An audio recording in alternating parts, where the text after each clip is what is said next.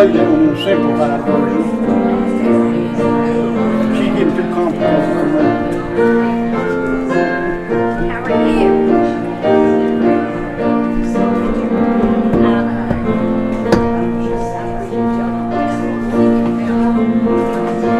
Whenever you're ready, tell us the green light and we'll come, okay?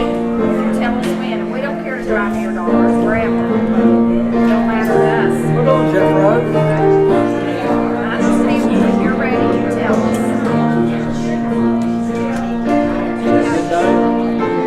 Good day with the devil. Got away from it. Been with the angel. Oh, you're right.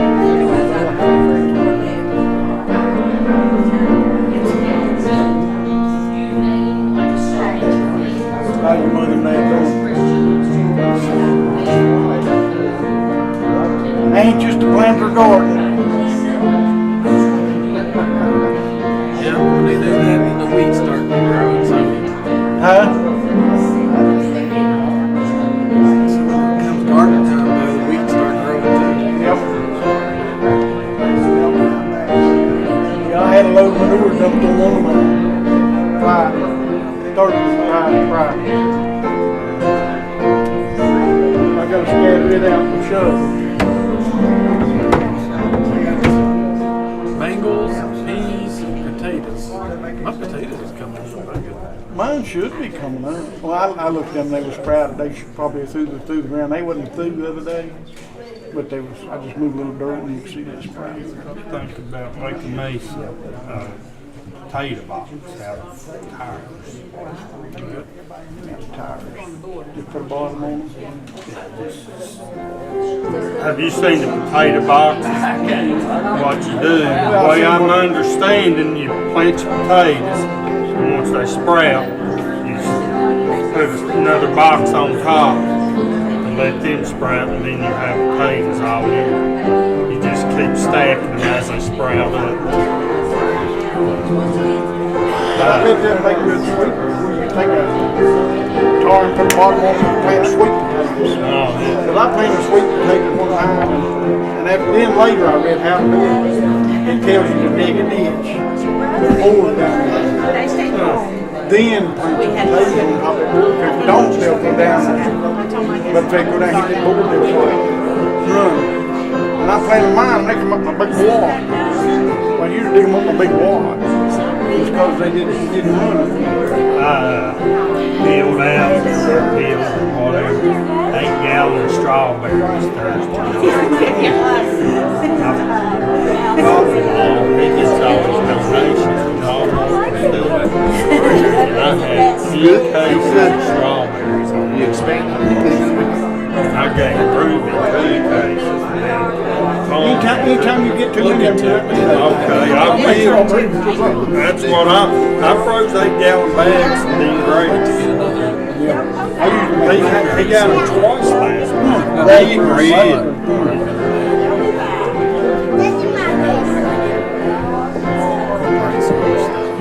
Yeah, I was in this one.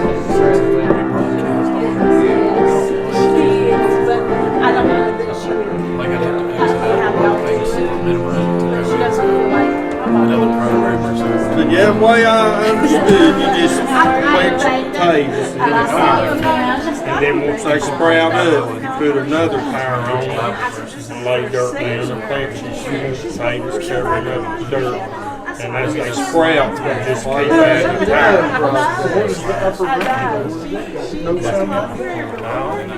I get it. I seen it online, potato box, and then you just keep adding it. And then I start. I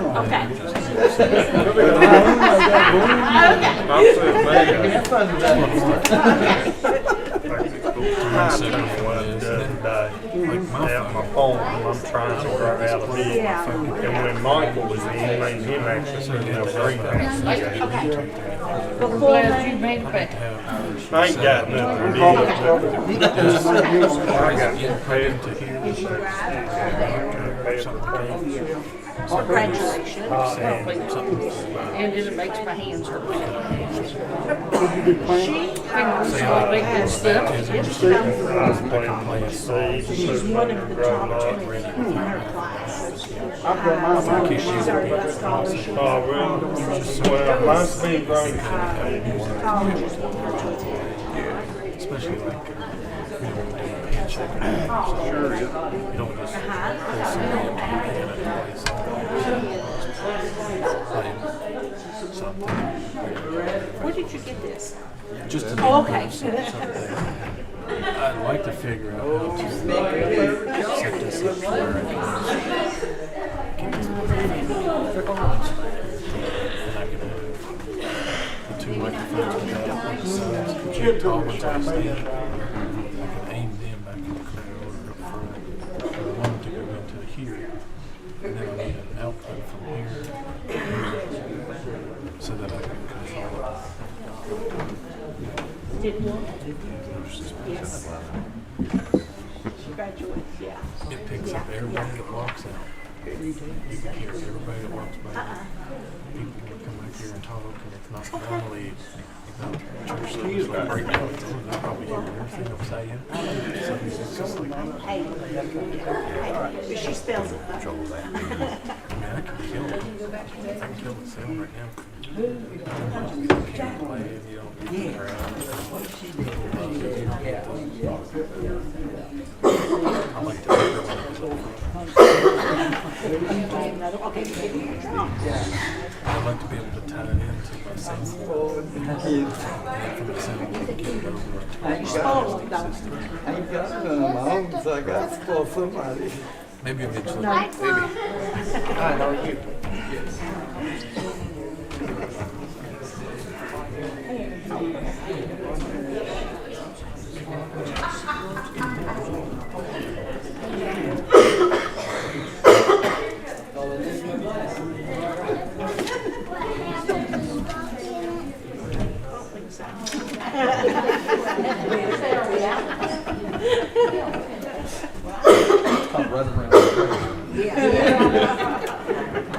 I'm watching you, Luke. Luke, I got my eye on you. I'm watching you.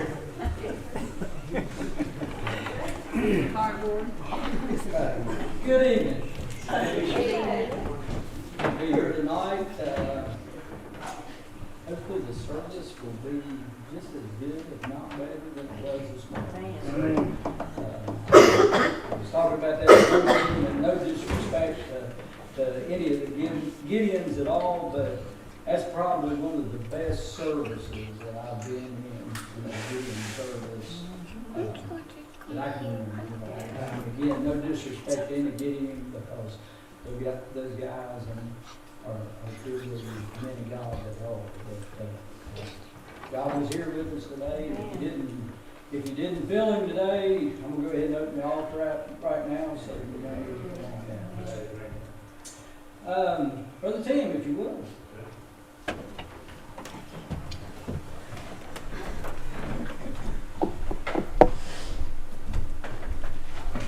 $560.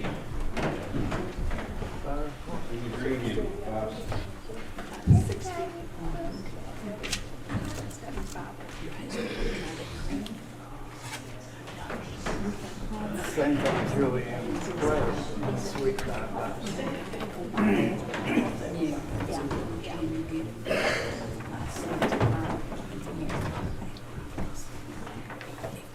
Sing out loud.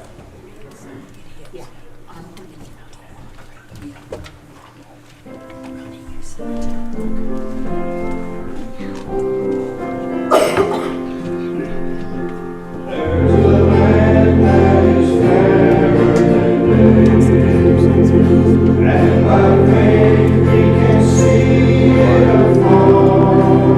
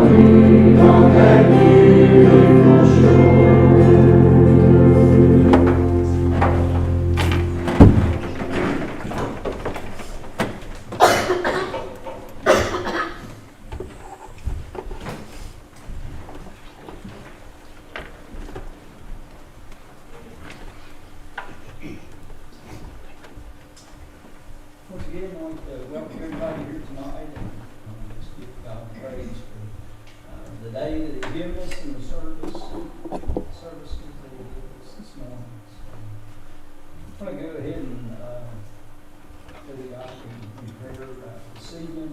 Sure, each of us have prayer requests, so we'll go ahead and take those on this side. Representative, you work with the bill,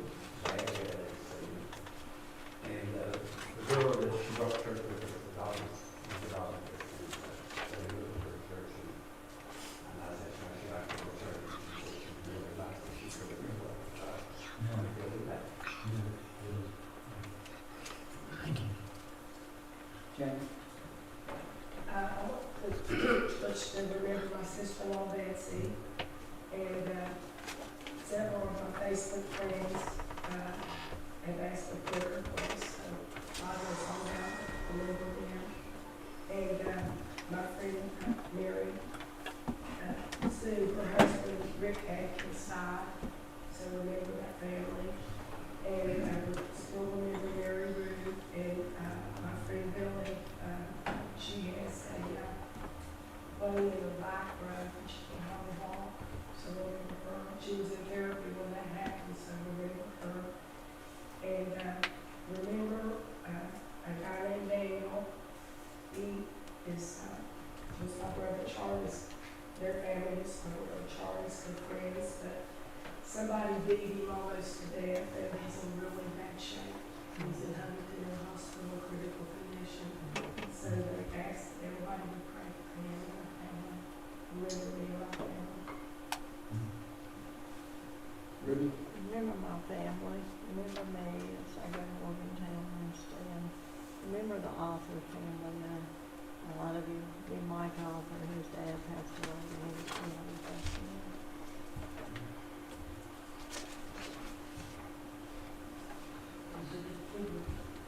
Remember Kelly and her daughter and the situation she's in. Just trying to help her just uplift that baby in prayer.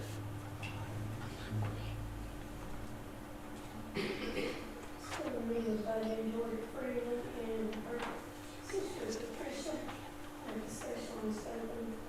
Our neighbor, and especially when we pray, and our missionaries.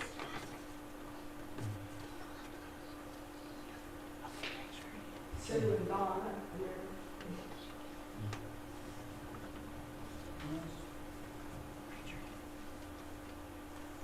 How about this side? Remember, January for our meal. It's like what Paris is like, and remember Allison, she's sitting back in emergency.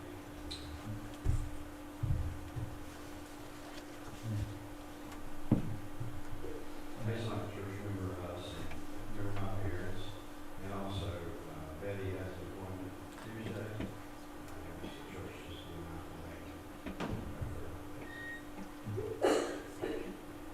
Remember me and my family.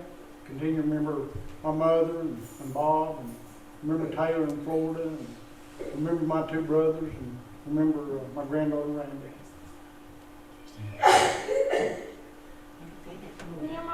Mama. remember my stepmother Sue, she is had business surgery on the 20th. I'm not sure what's going on, but I think her last came back from home, so I just asked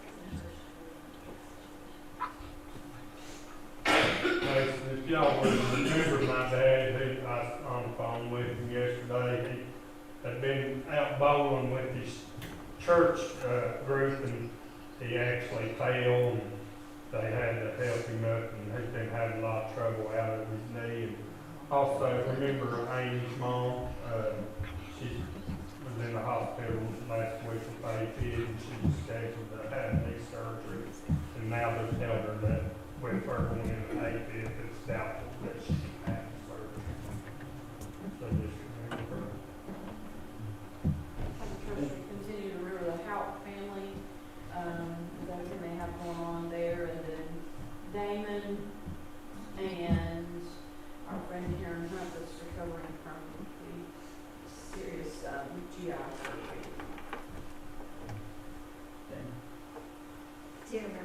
family. I remember Clayton and his family, and Kaylee and Jesse. Remember Mom this evening, she's not feeling well. And let's continue to remember Brittany.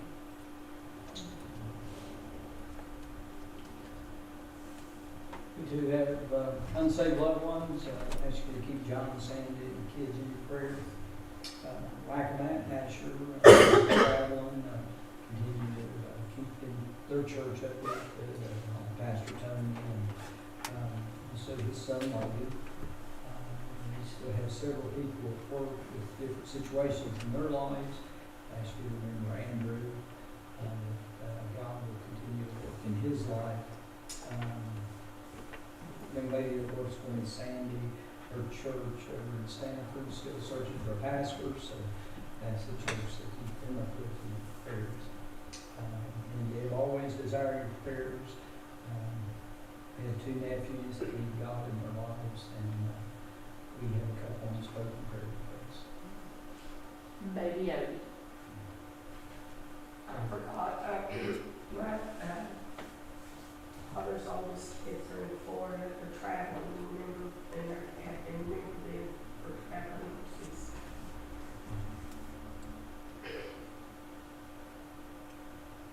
Remember my cousin's husband, he's in intensive care at Appalachian, and he's not saved. So just remember him for salvation and her to help taking care of him and all.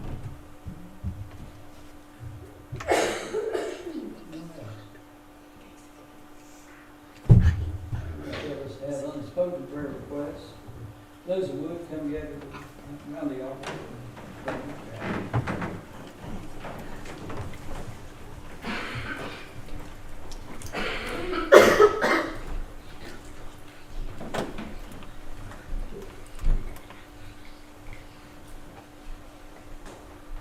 Karen, you do some prayer.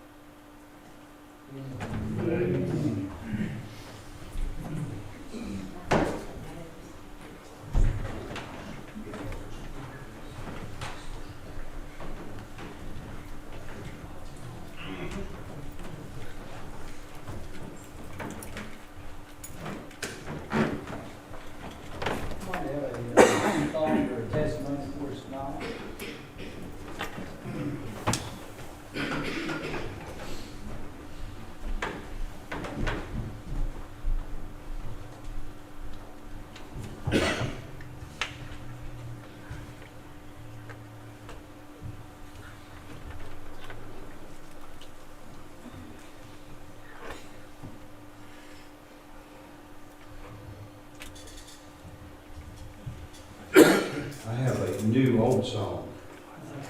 It's, I've heard this song all my life, but I don't think I've ever tried to play it and sing it, so just pray for me. I can't take a heart that's broken, make it over again, but I know a man who can. I can take a soul that's sincere and make it whiter than snow, but I know a man who can.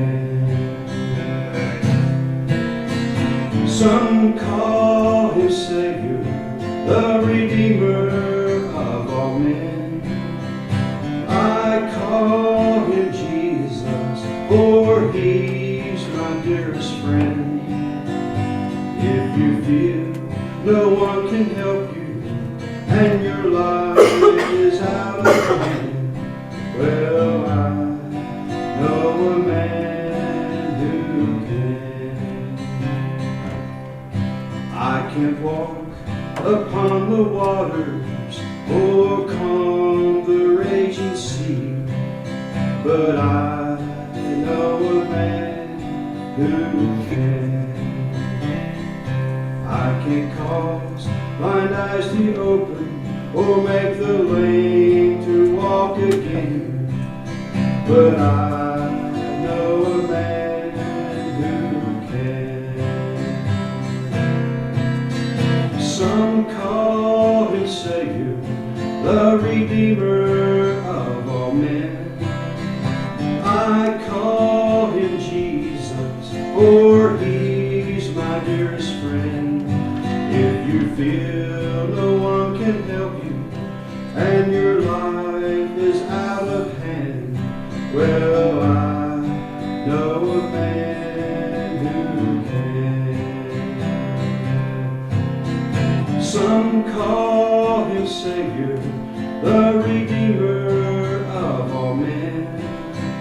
I call him Jesus, for he's my dearest friend. If you feel no one can help you, and your life is out of hand, well, I know a man who can.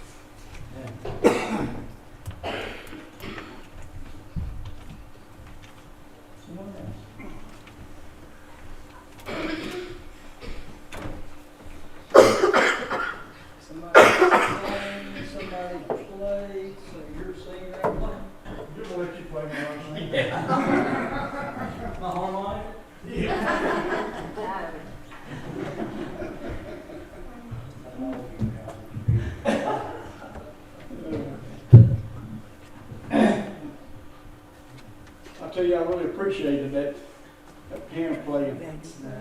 You know, I think sometimes when I watch these girls taking lessons and learning, I can't talk and shoot chewing gum at the same time, or walk and shoot chewing gum at the same time. I might learn to play a song, and when it comes to singing and playing at the same time, I'm done. Comes to hitting the pedal and playing at the same time, I'm done. I'm just one function. I ain't figured out how to multitask yet. So y'all pray for me. So I'm going to try to sing. So y'all pray for me while I try to sing this song.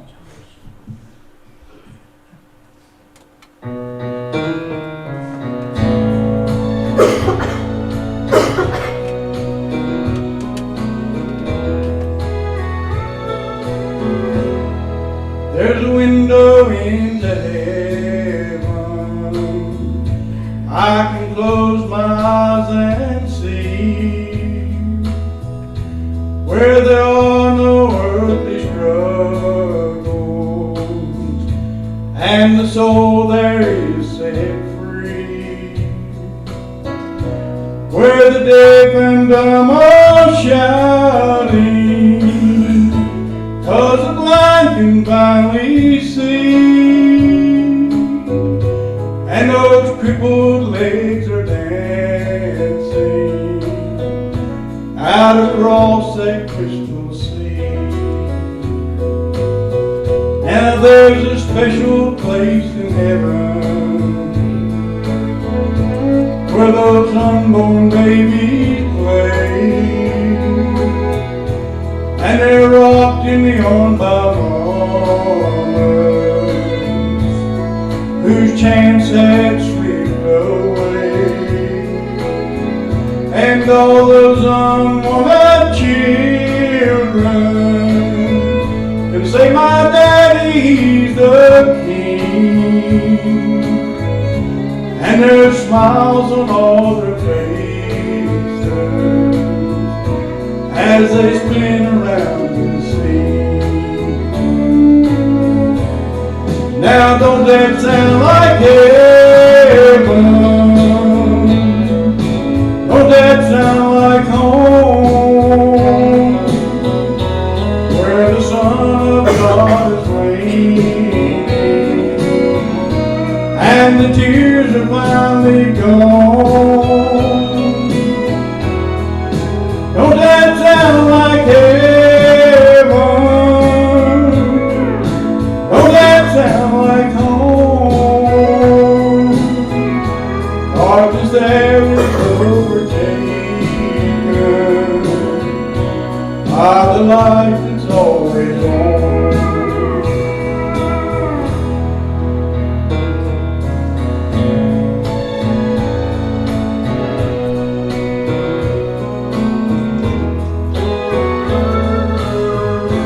Price of heaven is expensive, and don't you worry about the cost.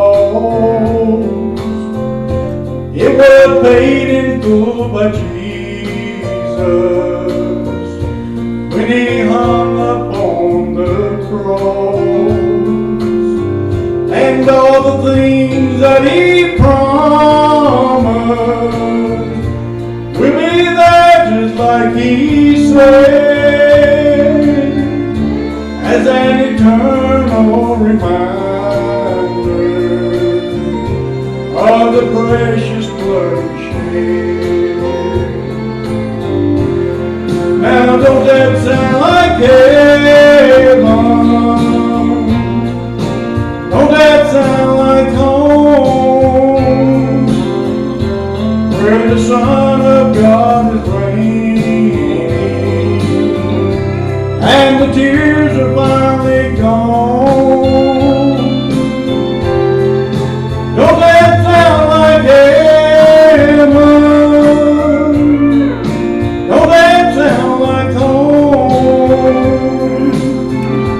Darkness there is overtaken by the light that's always on. Darkness there is overtaken by the light that's always on.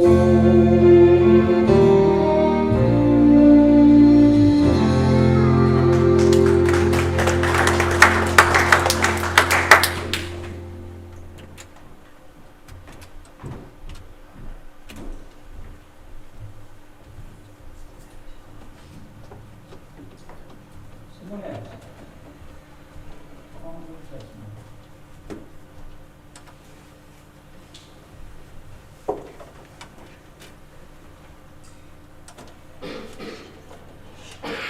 I will give God praise tonight. Again, thank Him for what He does for us, and I thank Him for the service this morning. I want to give Him praise. And Brittany, come up here, and thank God that you're so there. Again, I made a comment this morning. People, you are here because God has picked you. Whether it's today's service or tonight, God's just working His plan now, and it's good to see things come together. So I just want to praise Him. Anyone else? No?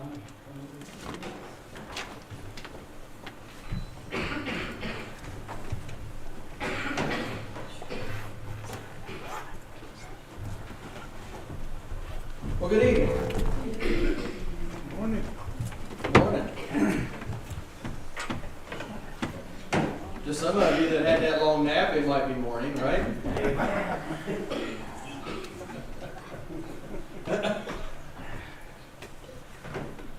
Finger pointing, some smiling, some raising hands saying yes. And some of us was like, no, glad you got yours, right?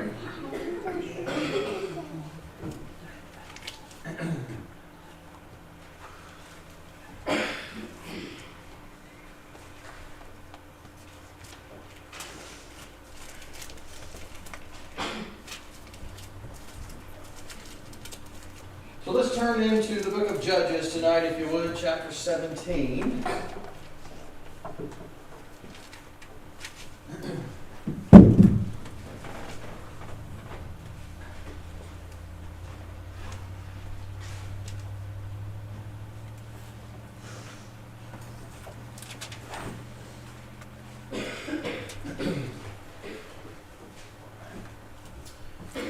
Judges chapter 17.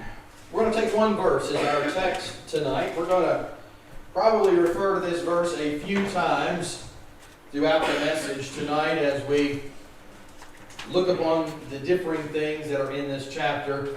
Because again, you know, the way that we look at things is doing right in my eyes. That's kind of where we get get channeled into a lot of times about decisions that we make day by day, or just general things in life. You know, whatever's right in my eyes. That's kind of where we go, right? And that's kind of the way that we lean. And I've said from time to time, as we've been going through the book of Judges, we see things repeating throughout history. And we all know that, as Solomon said, being very wise, there's nothing new under the sun. So we see a lot of the same principles and things that were happening in the Old Testament. Of course, we see them repeating through society today. But let's look, if you would, Judges chapter 17, verse 6, and it reads like this. In those days there was no king in Israel, but every man did that which was right in his own eyes. So everybody's already aware, as we've been going through the book of Judges, and we're now up to chapter 17, so we know that there's no king, as that God had established that there would be judges in the land. And there were differing changes and times of period that this one was judge and that one was judge, and all of these different things would happen. But now we take a turn here throughout now these last 5 chapters, as we're going to kind of wind things up here over the next few weeks.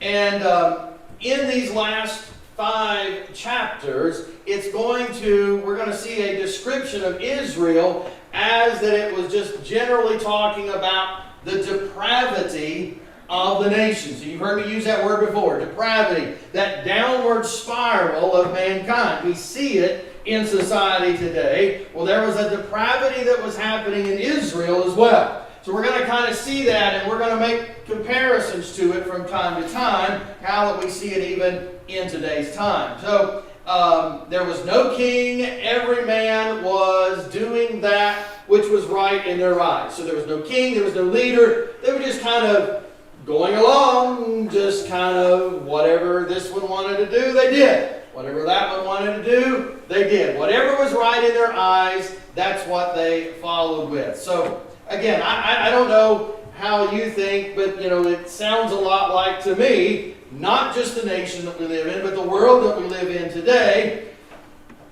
There are leaders, but here's the difference. There are leaders in nations, in America, but it seems like that half the population doesn't even want to recognize the leadership that's there.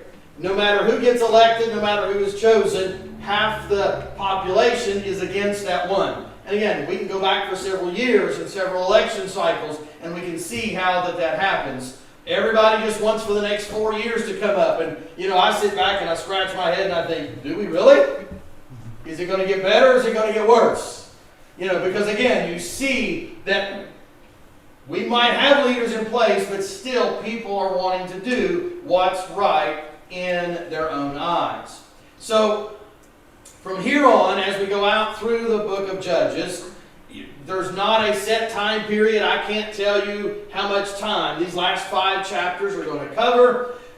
We're not going to necessarily see a judge in place doing great deeds. Because again, we've seen throughout the course of the previous 16 chapters that a judge would come on, there was great battles, or there was great victories, or there were great deeds that were done and during that time period. We're not necessarily going to see that. We're not going to see Israel delivered from an oppressor over this last little time. We're going to get a look into the internal affairs of Israel. We're going to see that depravity. We're going to hear about that downward spiral as that it goes. So all of this, of course, leads up to the time before that Saul would become the first king of Israel. How that Israel began to cry out that they wanted a king. We need a king in place. Well, they were looking around and they were seeing other nations as that they had kings in place, in a place of leadership, and they kept saying, this is what we want. Well, realistically, we have to understand, and I think we do today, is that God is the only true king. So here's where the problem, here's where the spiraling was happening, is that God is the only true king. Was the only true king. So they weren't necessarily recognizing God as the king that he was. So if their thoughts and if their actions as a nation were that they had no king, it meant that they were not honoring God as king. So now again, can we see the comparison to society today? Can we see it to the world that we're living in? Because God is not getting the recognition for the kingship that he is, for just for who that he is. So as that we see this happening within Israel, it is a very big foundational point and a turning point in how that things would go for them. So here in Judges 17, and we're going to read a few more verses here in a second, we're introduced to a gentleman whose name is Micah. Now this is not the prophet Micah, so don't confuse it with that. This is a Micah that we're introduced to here, and he confessed to stealing 1,100 shekels of silver from his mother. Now, what's interesting to me is that 1,100 shekels was the same number. Do you remember that from either last week or the week before? Yes. What was it used for? That was Delilah's payment, wasn't it? So as that, we're seeing here, that same number is used. For whatever reason, that must be a good number. That 1,100 shekels. Everybody wanted that. So Micah confessed to stealing them from his mother. When she got them back, she wanted to dedicate them back to the Lord. Except they were made into idols. Sort of right, but yet wrong, right? So what a great contradiction that we see there. So back up with me, still here in Judges chapter 17. Back up with me, if you would, to verse 1. And there was a man of Mount Ephraim, whose name was Micah, and he said unto his mother, The 1100 shekels of silver that were taken from thee, about which thou cursest and speakest of also in mine ears, behold, the silver is with me, I took it. And his mother said, Blessed be thou of the Lord, my son. And when he had restored the 1100 shekels of silver to his mother said, I had wholly dedicated the silver unto the Lord from my hand for my son to make a graven image and a molten image. Now therefore I will restore it unto thee. Yet he restored the money unto his mother, and his mother took 200 shekels of silver and gave them to the founder, who made thereof a graven image and a molten image, and they were in the house of Micah. And the man Micah had a house of gods, and made the ephod and teraphim, and consecrated one of his sons who became his priest. And here's this verse again, that is our text. In those days there was no king in Israel, but every man did that which was right in his own eyes. So we all know, we've heard it several times, that the worship of false gods was prevalent in ancient times. Well, we see evidence of it even in current times. So again, history repeats itself. But the evidence was there. How that as people would form these images and these idols, and we know that it was then, we know that it exists today, but yet we're seeing here the blending here in chapter 17. I'm going to use one of them. It's actually only a 3-cylinder word, but we may not know the meaning of it, right? So we're gonna talk about avarice and superstition. So now, avarice, if you don't know what that word means, I didn't. I had to look it up. I'm going to admit it, y'all. But avarice means greed for riches. I had to do some digging to try to find some of this out, okay? Because I wanted to find the word that fit in here. But avarice means greed for riches, but it also means a miserly desire to gain and to hoard wealth. So I guess we can just sum it up as somebody's greedy, right? So we've got greed. So preacher, why didn't you just say that? Sometimes we like to try and expand our vocabulary a little bit, right? So, it's greed, but it's also trying to hoard. So we've got avarice and superstition that's going on. Well, how does superstition fit in here? Micah was more afraid of the curse that his mother was going to put on him as stealing from mom. That just kind of doesn't make sense, now does it? Eddie, did you ever steal from your mom? Not live to tell about it. You knew better, right? Rusty, did you ever steal from your mom? I could probably go around the room and ask that a ton of times, and we probably would hear no on every answer to that because we know better. Well, here's Micah in this situation where that he stole 1,100 shekels. He hears about the curse that his mom is going to put on whoever stole that money. That's the reason that he gave it back. Of course, he didn't quite tell the whole truth, did he? Oh, Mom, here's your money. Here's your 1,100 shekels. Now, we can probably have a lot of admitting here tonight that we've told stories and not actually brought out the whole truth. I'm not going to call anybody's name on that one. Better off not to, right? But sometimes the whole truth is not told. So here, as that Micah brings the 1,100 shekels back to his mom, and now she's blessing him. And blessing him with an idol? Well, again, that just ties into that spiraling downward of what was happening in Israel at this time. There was no king, and every man was doing that was right in their own eyes. So, as that we can also see the evidence of some things that was going on then, kind of relates to some things that we see in society today. People will lower themselves in a worldly standard. They will lower themselves into these worldly habits of life, but yet without entirely losing the influence, and here's the word that I don't like to use very often, but it fits right here, the influence of religion.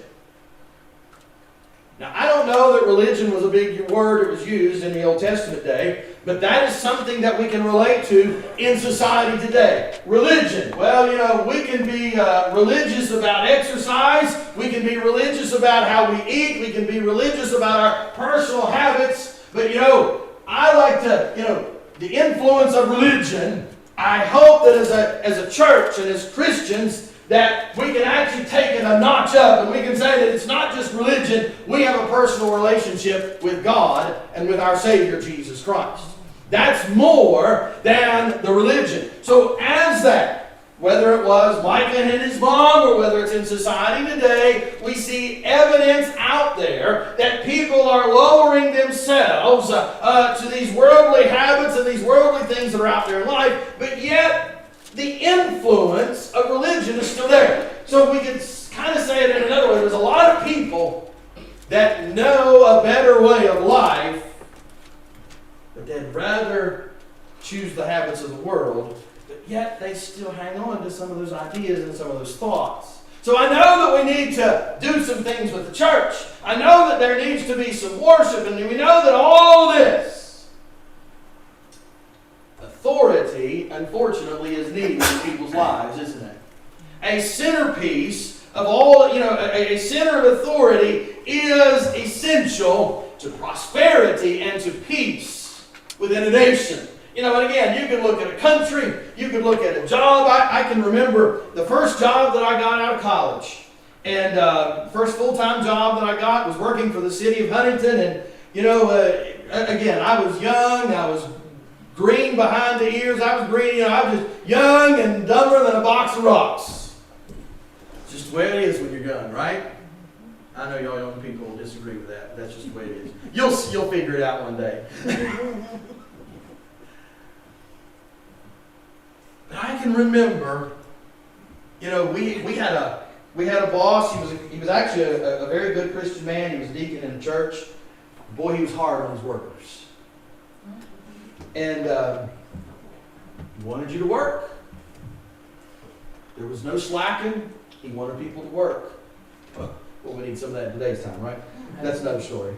But anyway, whenever that, you know, and Joe was his name, whenever that, you know, Joe had worked for the city for a long time, so he had, I don't know, 5-6 weeks of vacation and all this different time off. So, you know, he was going to miss some days here and there. Everybody wanted to know who's going to be in charge.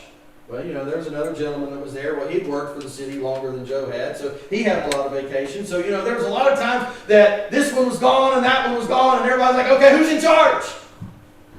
And I can remember as a young man thinking, what's the big deal about being in charge? Shouldn't everybody just be doing their job as they should be? You know, I was brought up with a work ethic, and if I had a job to do, you did it to the best of your ability. It didn't take long in my working career that I figured out that not everybody was brought up that way. There always needed to be somebody in charge. So we can think of that in the job. We can also think of that in the church as well. But, you know, you can think about that in government as a nation, is that there, you know, and we hate to think of it that way, but authority is needed. That brings prosperity, that brings peace, that makes everything work together, is that authority is there. So, you know, we think about, you know, the government that we have, and there needs to be a maintaining of order. That's part of the purpose that is there. And I know that there's a lot of people that have kind of gotten that mixed up in today's time. But, you know, as that the need of authority and the organization for the maintaining of that order, that's part of what government does. That's part of what leaders do. Whether it be supervisors on the job, whether it be leaders within the church, whether it be the leaders and the authority of a nation, all of that is there. It's essential to the working of that. So now, aside from all of these political requirements, and again, everybody knows I don't really like to talk politics much, but there are some moral conditions that have to be fulfilled before people can practice that self-governing of themselves. So again, you know, not everybody has that work ethic. Not everybody says, I'm going to work hard and do everything that's my responsibility. Not everybody has that discipline, that drive, that teaching, that training, but they need authority. Am I right, Tim? Yep. Am I right, Mason? Okay, I know there's other bosses that are here tonight. I'm not going to ask Amy because, you know, I don't want to put her on the spot with Cliff. But we all know that that authority is needed there. Well, remember now, there's no king. The authority is not there. That centerpiece is not there. Whenever the cat's away, the mice will play, right? And that's what was going on. Israel was just scattering and going crazy and downward spiraling because of a lack of self-control and a lack of that authority that was there.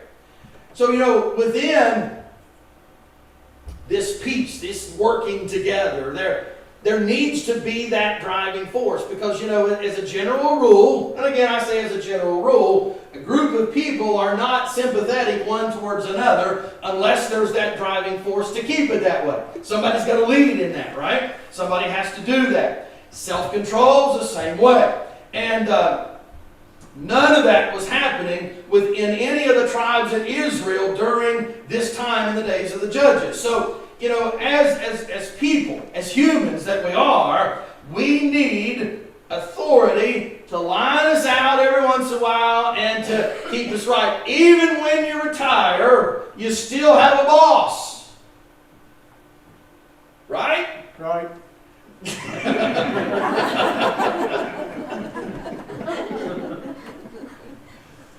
It's still there. It doesn't go away. We've still got to have this driving force or this centerpiece that is there. We need it there. It is not safe for every man to do what is right in his own eyes. Even though that's the thought for the message tonight, and that's why that it is. It is not safe for us to do those things that are right in our own eyes. There needs to be that checks and balances to all of our lives because none of us have all the answers to everything. So we think about then how that there's a lot of times we get swayed by a passion. See, this is why you need that peace. You need that center that is there. Because something that is a passion in my life, I can kind of get swayed into that direction.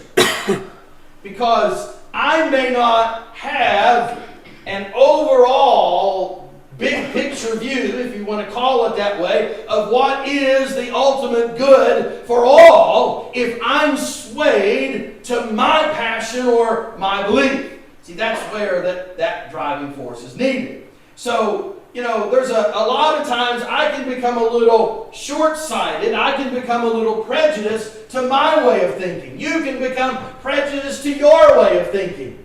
That's why that the authority is needed there. That's why it was needed in Israel. So you know, and again, I'm not telling you anything that is new to you here tonight, but it's a foundation for the next few chapters as we go to see why that Israel was spiraling and why that society is spiraling downward today is they're not recognizing God as their king. And if God is not king and they're looking for an earthly replacement, well, something's already wrong. And that's where that it is. So we move on because the next part of the chapter is actually a little bit odd. We could actually call the remaining verses of the chapter a little bit of a man-made ministry. Micah and his mother, they were from the tribe of Dan. And you know, you don't hear much about Dan, do you? You hear a lot about some of the other tribes, but we don't hear too much about them. Well, Lord willing, next week when we go into chapter 18, we'll hear a little bit more about the tribe of Dan, so we'll discuss that then. But now, do you remember which of the tribes was actually to fulfill the role or the calling of a priest? Do you remember which tribe that was? Levi, exactly. So now, as we saw in verse 5 that we read, Micah declared his own son to be a priest. Who gave Micah that authority? Micah. Micah, exactly. There was no king and everybody was doing right what was in their own eyes. So, and again, why would you ever appoint your son to be the priest? Why would you do that? What's that? As a parent, you always think you can tell your kid what to do and how they should do things. Right? So if my kid's the priest, I'm all good. Okay? I'm all good. So Micah declared his own son to be priest. Well, the chapter moves on a little bit, and Micah begins to entertain a guest into his house who was actually a Levite. So this man who was traveling from the tribe of Levi, and there was a conversation, and I'm just going to paraphrase it in Luke's words a little bit. Conversation that happened between Micah and this Levite man. So where are you going? Well, not really sure, but I'm traveling and I guess I'll figure it out when I get there. Well, there's a lot of people that are living life that way today. Very aimless and very directionless and very rudderless and just trying to figure it out as you get there. Every man is doing that which was right in their own eyes. So here he was from the tribe of Levi. We're seeing all kinds of wrong beginning to establish here. So now, Micah had his own son as priest. He meets this Levi, and all of the tribes of Israel were very unsettled. They were very confused. And again, reminds me of America, reminds me of the world that we live in today, because people are just scattering every direction without being gathered by that godly authority. So whenever that, as we think about the Levites, that they were actually supposed to be the priests. They were supposed to be ministering unto all 12 of the tribes. And all 12 of the tribes were actually to support them. They were to provide their food, their nourishment, their clothing, a place to live, all of that. So what Micah was doing is now he's got a Levite. And I'm going to bring you into my house. I'm going to pay you a wage. I'm going to provide you clothing. I'm going to provide you food. Well, the worship of God is not the primary goal of this setup that's going on here. Micah is still looking out for his own. Now, I'm not sure what happened to the son at this point, but it sounds like the son just got booted out, right? Sorry, we got a Levite now. I don't need you. So, but again, let's get away from the word religion. Let's get away from the word religion, because again, all of this has an appearance of religion. Now I got a Levite. He's staying in my house. I'm providing him clothing. I'm doing all these things. That influence of religion is there, but the worldly habits have still slipped in.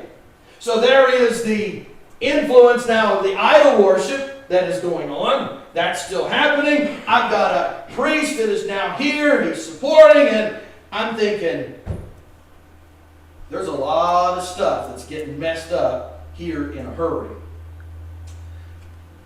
So as it was with Micah, whether you wanted to even just talk about the whole nation of Israel, they are at this point kind of feeling a little secure and probably even being a little blessed, because again, they've got money, they've got things are moving along, it's happening positively, all the while they're breaking the laws that God had established.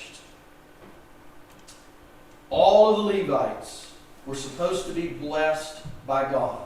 All of the Levites, as they were blessed by God, but here we're seeing that greed and idolatry have slipped into everything. Probably, and again, I don't know. Maybe Micah was offering more to this Levite than he was going to be able to make otherwise, right? Let's look down, if you would, verse 13, the last verse here in this chapter. Then said Micah, now know I that the Lord will do me good, seeing I have a Levite to be my priest. I have a Levite. He's taking matter into his own hands here, hasn't he? There's no king, and everybody's doing what is right in their own eyes.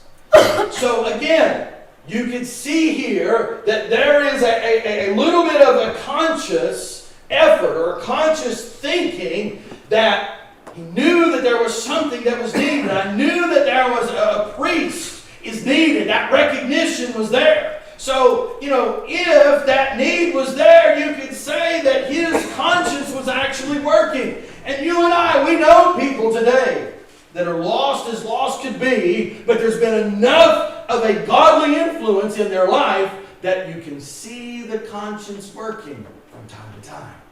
You can see that influence that is there. But the worldly habits are still there as well. So, and again, how that we can then work together to see a difference made in our life. So, Micah was wrong in many ways. Even though that the recognition of a priest, of an intercessor, all of that was there. But he was wrong in many ways because he still realized that he was unworthy. He still realized that he was unable to obtain God's blessings by himself. I needed that Levite. I need that priest. But let's make it work my way. Boy, how I've seen that work, seen that happen throughout the years in my lifetime, in churches and in different places. I want to make it work my way. So this is how it's going to be. And it doesn't work. If God's not in it, it's not going to work. If God's in it, it's going to work, right? Because God is always, He knows all the answers that are there.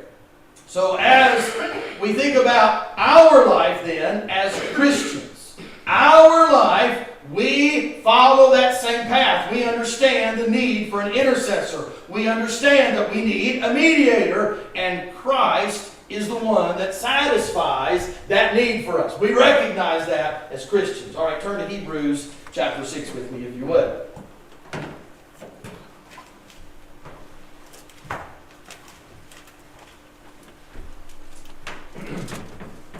Hebrews chapter 6, the last few verses of that chapter, starting down at verse 17.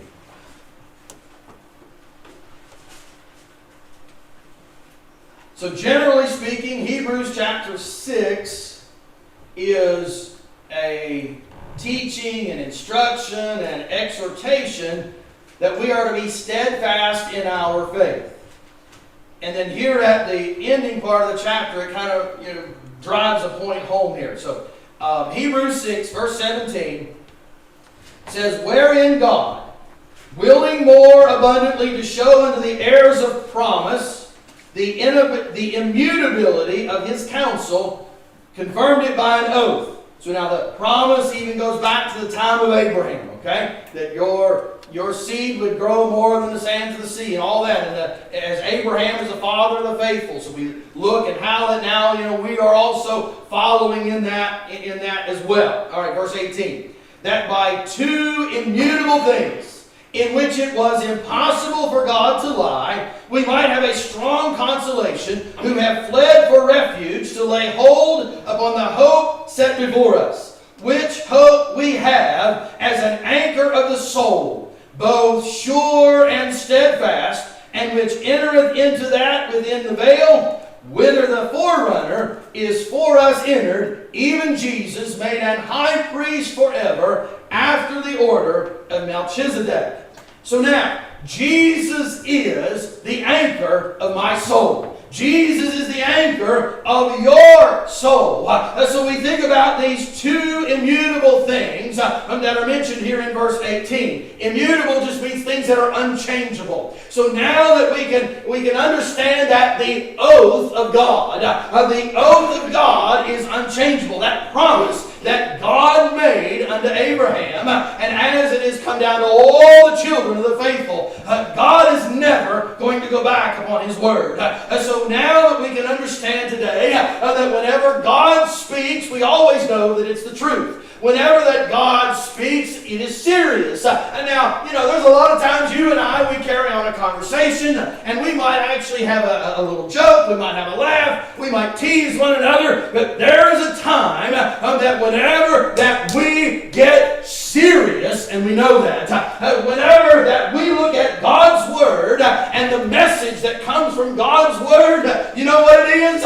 It's serious. And we know that because God's Word has a way of speaking to our heart because He is the King. He is that center of authority and that shows us where that we need to make changes within our lives. So as His Word, it's always serious. He always has a way of calling man's attention to His seriousness. Now you can get serious, I can get serious, but it doesn't compare whenever that God's seriousness touches our heart. We know it. We respond to that as a child of God. Again, that's not religion. That is because of our relationship that we have with Him. So as that, the other immutable thing that we look at here is the Melchizedek priesthood of Jesus. So now, what does that mean, Brother Luke? That means, Melchizedek was king and he was priest. So that's why that reference is being made to Jesus, is that He is the ultimate high priest. He is the ultimate king. There is no other that can compare to Him. He's our intercessor. He's our mediator. He's our King of kings. And that's what we need to be following by if we want to make a difference within our families, if we want to make a difference in this world, we understand that we need to be following the example, the authority of Jesus. So as it was back there in the book of Judges, in those days, there was no king in Israel, but every man did that which was right in his own eyes. If people are not recognizing God, they are simply doing what is right in their eyes and nothing else. What is right in their eyes is what they do. Jesus is the anchor of our soul. So now, there's a lot of times that we can think about that word anchor. And we can think about dropping an anchor out of a boat or a ship. And I like using a ship as a better example because, you go out in your John boat and you drop an anchor, it's just going to stop you, right? That's the whole purpose of it. But you think of a ship, and how that an anchor is used out in the ocean. And then, Gary, he's been out there on that ocean riding those waves that makes me want to hurl when he talks about it, to be honest. But, he's been out there in a way, and, those bigger ships, they use the anchors, yes, to stop at a point, but also as a way of controlling that ship because it provides stability to that ship as well. But somebody on that ship is controlling the anchor. It's different with Jesus. It's completely different with Jesus. The typical ways of using an anchor, whether it be on your John boat or whether it be on a big ship, the typical way of using an anchor is that somebody is lowering it or somebody is raising it. That's the typical way that we think about it. But let's look at Jesus for a minute. The anchor of our soul. Jesus has vanished into the world of the unseen. He has vanished to be at the right hand of the Father. Jesus has vanished from this world. He's no longer here, right?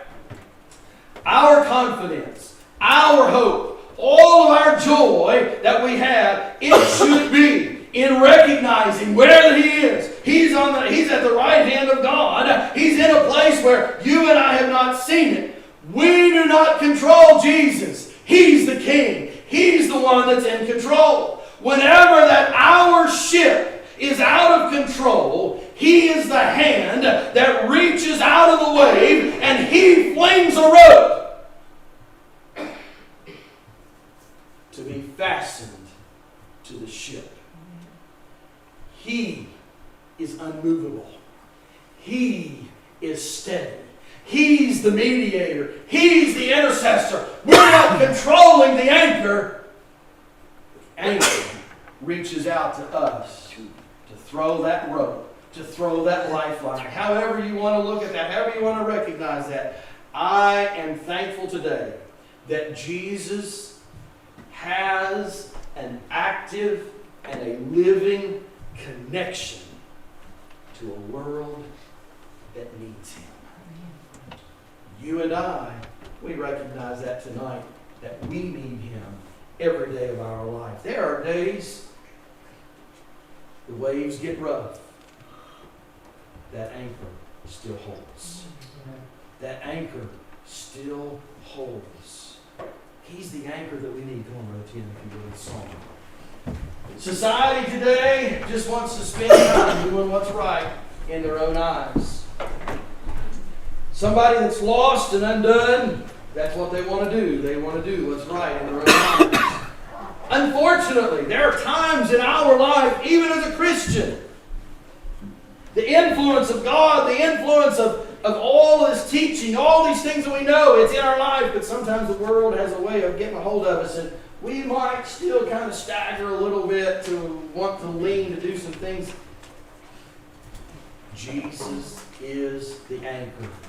He's got that connection to your life and to mine, and He's the one that reaches out with that rope. And I'm glad today that He's always steady. Glad that He's always sure, because we need that in our lives. Stand with us tonight. If you're here this evening and you've got a need, the altar's open. We invite you to pray.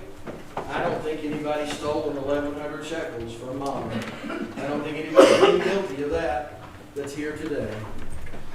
But there are times we need that anchor. We need that mediator. Call upon it if you need. 303. As we sing, page 303.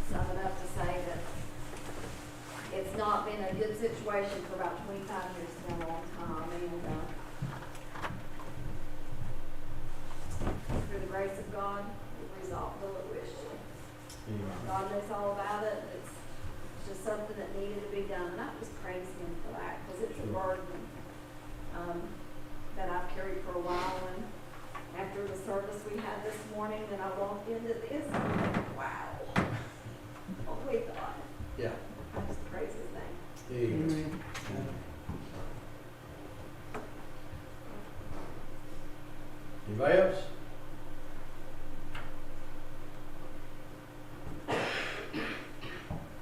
Wednesday night, 7 o'clock, we'll be here for our Bible study and still on spiritual growth.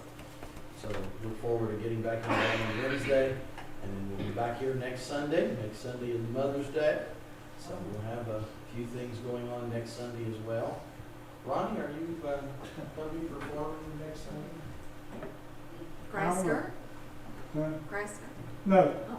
No. That ain't happening for a while. No, not. All right, just check. Just check. No, Mason, we don't want the harmonica.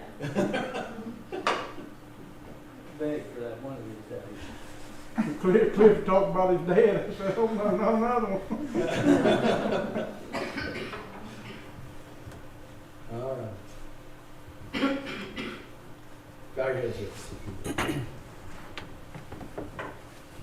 Brother John, would you close us out in a word of prayer? Heavenly Father,